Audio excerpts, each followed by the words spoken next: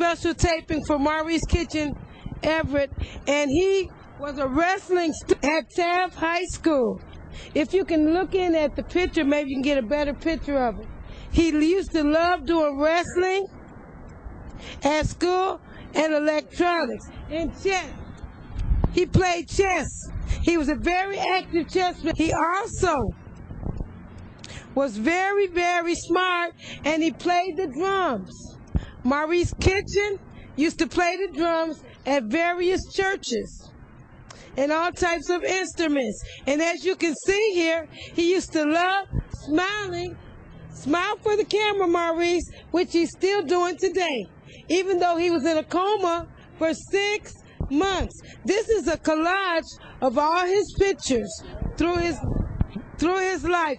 This is a Maurice Kitchen collage. Okay, his various things that he did was go to Navy Pier, downtown, and go to the lakefront. He used to go to the lakefront with Buckingham Fountain and have a good time, and he did graduate from 8th grade with honors. And, wait a minute, also, he used to love drawing and used to make stories and poems. So one time, I will try to let you see it at a later date. He was also getting his poems published in a magazine. And these are some of the photos that I had with Maurice and his family when he first woke up out of coma. We gave him a very happy birthday. And his favorite dog is Champy and Beauty. And his special friend right here is his father, Stanley Jackson, who is deceased at this time. His father was murdered. His father was murdered, but Maurice never seemed to get over that situation. But now he's doing better with the prayers of the righteous. Now, I also have a photo of Maurice being a Navy recruit in high school, and he also used to play the drums, and he was very active in school. He was also a career person that used to be very influential in church and get the children very motivated. He was always walking to church or riding his bike. And he used to go to choir rehearsal every Sunday. As you can see, I keep him very active, doing all types of activities. And he's a very happy and fun person. Anything you want to say, Maurice? I also wanted to give Maurice some flowers. Okay, this is the last thing. Anything you want to say, Maurice? The reason why Maurice got like this, he said he got tricked because his friend Jason gave him some marijuana that was laced with formaldehyde. Hello and welcome once again. This is Morgan Carter, World's Conversation Starter, and we have a bit of a change in venue. We're in our studios in the 1900 block of West 71st Street, and actually this is our upstairs studio. With me, I have a lady who has really impressed us in terms of, I guess, her self-determined theme. Her mantra, as it were, is never give up. It's a mother's story about some tragic occurrences that happened to her son with regard to drugs and other issues, where a child, notwithstanding all the love and attention, can fall between the cracks. With me, I'm with Darlene Kitchen. Yes. And looking very Afrocentric today, I might add. Thank you very much. All righty. And if I understand what all took place, is that you have a son, yes, I do, of whom you are very proud and have much love.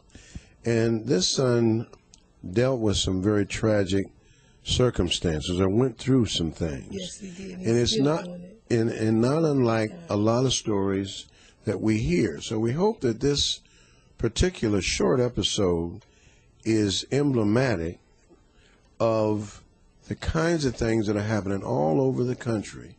And I guess we were talking about what should come out of this. What should come out of it, among other things, that you're not alone if you have a child who goes through a trauma or a tragedy or a difficult circumstance. And it's only magnified by the fact that there are many single mothers just like you.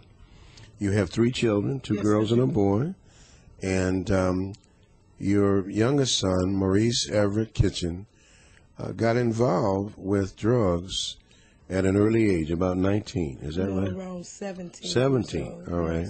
In high school. All right. And describe to me what happened. Hold that mic up just a little higher, please. All right. Maurice Kitchen was very athletic, and he played sports. He played chess, and he played the drums wrestling, first. and he played the drums at the church. And he was very enthusiastic. A model student. Yes, he was. He got straight A's and stuff most of the time. And so somehow someone must have talked him into perhaps experimenting. I think he was tricked into it. I was fooled. You was fooled. I was fooled. You was fooled? No, fooled. Fooled. How did you get fooled? My mama, this lied. Okay, his friend named Jason lied to him. How did Jason lie to you? He lied and said it was marijuana. He told him that it was marijuana. They put formaldehyde in his marijuana, and his best friend Jason tricked him. My family is very close, and we always felt like you could talk to them about anything. And Maurice was very lovable type person, and he believed whatever you said. And so they gave him some drugs that were laced with embalming fluid, formaldehyde. Which is formaldehyde, and it's called whack on the streets. And that's what he smoked, because he used to smoke Black and Mild cigars. And I said, Maurice, why are you doing this? Well, Mom, I'm just going to be smoking some cigarettes. He never smoked the marijuana in my presence. He never did any type of drug in my home. But at a few instances, his grades started going down in high school. And that's one of the things that they say to look for: a different crowd, different attitude, falling grades, somewhat different change in dress. Yes, and also he started carrying alcohol around. And what did he drink specifically? Wine or wine? Or he had a big bottle of wine one day. I was taking him to school driving because I had just got my license, and he would go on the bus, on the Austin bus. They would beat him up all the time and try to get him to join a gang. And my son, they would take his gold chains and things, his CD players, anything. He said, Mom, I had a rough day. When I'm on my way home from school, they would try to beat me up. I said, well, Maurice, you just pray about it, and it's going to be all right. That's the way I would look. I said, don't fight. Go to your teachers first and your counselors, because Mr. Bell was the assistant principal that would always assist my son. He was a counselor first, and then he became my son's mentor. Perhaps he felt a little bit alienated. Now, what we understand is that after smoking this formaldehyde tainted cigarette, that he began to become paranoid schizophrenic, and I think that was in the ages of 16 to 19. Yes, he was. And then he began to get out treatment at Loretta Hospital. Yes. And also be involved with a psychiatric facility. Now, was that Madden Hospital? Yes, he was at the Madden Hospital right there on First Avenue. And this was a type of facility where you would be in a place where they would have 24-hour watch care, like suicide type care, or if you want to do anything. And we want to stress, just like your child, he was active. Yes, he was. He was in the Navy Reserves. Yes, he was. I see a lovely picture of him in his uniform. He played chess. He wrestled. He also was into being an electrician. Now, music, yes. He had a second overdose. Yes. How did that take place? And you discovered, now this is really key here. You went through his room, apparently. Yes, well, before the second overdose, the first overdose, before he even took the drugs, I found this magic box where he used to keep his special things in, because his father was murdered. So he started keeping his special box with things in there. I said, well, then I... Father was a Purple Heart Vietnam. No, his father was a Air Force, in the Air Force. All right. And his name was Stanley Jackson, and he was murdered by the girlfriend.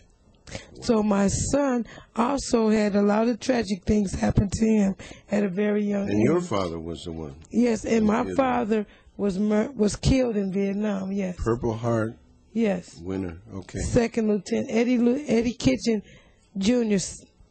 Okay, Foundation. So let's continue now. So you asked him a question, and a lot of parents either don't want to know or won't ask, right? And you know what? I'm the you type. You found a hypodermic needle. Right. And what does that mean to you? I said, that means he's trying to either do some drugs or something's going on, because I'm a teacher.